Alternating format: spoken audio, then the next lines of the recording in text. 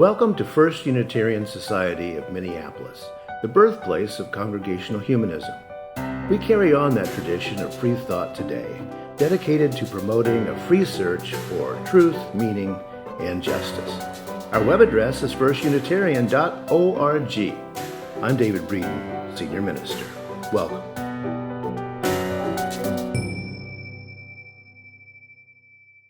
A couple of weeks ago, I talked about the common mistake of adopting a philosophical term without understanding that term's context or even its reason for being. My example at that time was the term lived experience. We hear it everywhere nowadays, but a very incisive question to ask when you hear that term is, what is dead experience? Don't only lived experiences actually get experienced? Well, as far as we know, yes. Only the living have lived experiences. But, as I pointed out then, the term exists to complement another term, lived body. But wait a minute. Don't we have to have a body in order to live? Well, at least for now, yes. But we're getting somewhere when we begin to think about those two terms, lived experience and lived body. They're terms designed philosophically to help us see that we are not merely walking minds filled with consciousness, that we are not disembodied spirits floating around in the universe. We are right here. Our experience in our lives and in our bodies, okay, it's a little grainy, it's a little salty, it's a little painful, but it's also luscious to have flesh, isn't it? And that experience is our only experience of consciousness. We didn't ask for it.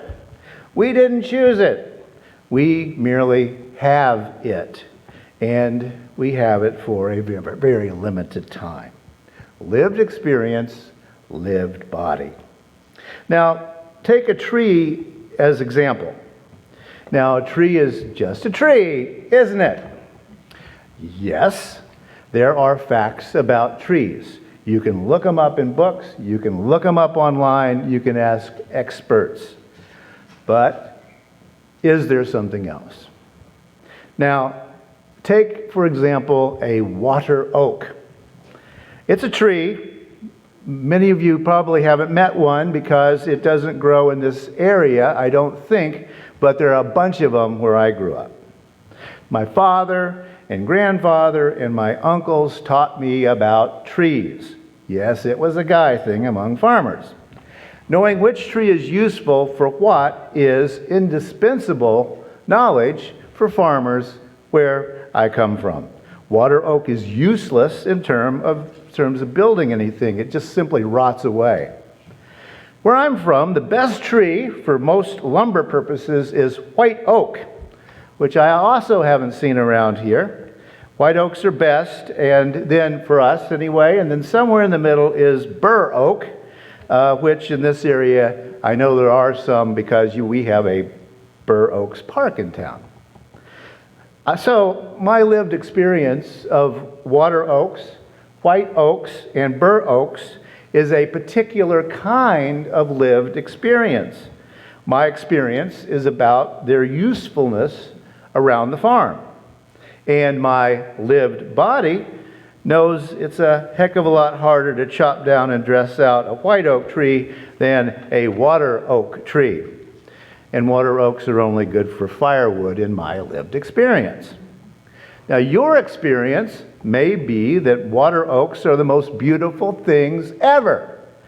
If you grew up somewhere in the southeastern United States, you may have grown up with water oaks growing along the water, yes, and you have precious memories of how beautiful they are beside meandering creeks. Same tree, different experiences of the same tree. Fact is, this example is true of almost everything for almost everybody. Automobiles, beds, fabric, oatmeal, grits, on and on. But why focus on much of our subjective experience? And the answer is, in order to realize that our subjective experience is our subjective experience. Mine, not yours. And this serves two functions. One, so that we examine our own experiences and realize that we are living in our bodies in a particular place and time. My knowledge of water oaks makes absolutely no difference here. And two, so that we realize that our experience is not everyone else's experience. For example, when the subject of being in nature comes up, we all love Thoreau, right? But I usually half-jokingly say that going into the woods isn't relaxing for me. It feels like going to work. Now, some of you may be saying, well, that's terrible. My goodness, you're not enjoying nature? Well, no, it's just different. I have a different lived experience. But how does so many of us then respond to any differences that we notice about all of these things? And often, that's not in a constructive way. You see trees that way? That's just weird. It's a subjective experience. I didn't choose how I feel about trees. My feeling came from my experience. You didn't choose how you feel about trees either. Your feelings come from your lived experience. Now, once we get that crucial fact through our heads, the world begins to look very different, I think. Suddenly, the world is not a collection of facts. Rather, a subjectively constructed reality appears for us, and it is in our subjective experience. Mine is not yours. One of the poisons of the dominant white middle-class mindset here in the United States is that white middle-class people often see their experiences as normative experiences. And unfortunately, many oppressed people also see white middle-class prejudices as normative experiences, and they say, oh my gosh, I'm not good enough. My subjective experience is somehow wrong. But here we are at the equinox. Now consider the difference between the subjective experience of that tree I've been talking about and the subjective experience of equinox. Now there's one big difference, isn't there, between those two experiences? All of us can use our sense perceptions to experience a tree in one way or another, but none of us can actually feel when the equinox occurs. We had to look at our watch. Alone, I would never figure out something like that. I would be cutting down trees. The equinox is not an experience because I have it. It's an experience because we all have that experience. Human beings have, amazingly, however, figured out how to make that concrete. I can look at my watch. I can then have an experience. When the sun rose this morning at Stonehenge, for example, people there actually experienced the equinox.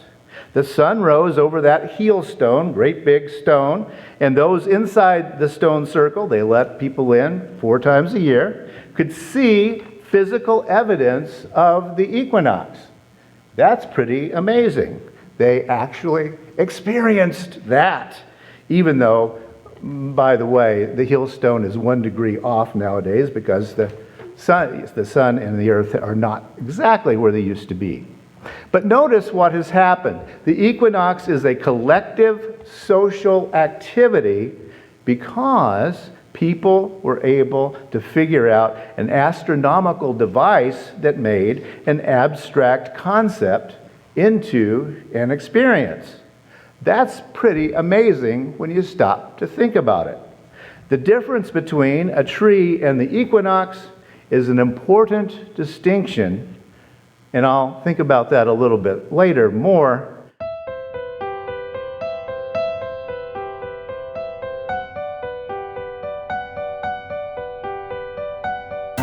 Thanks for listening.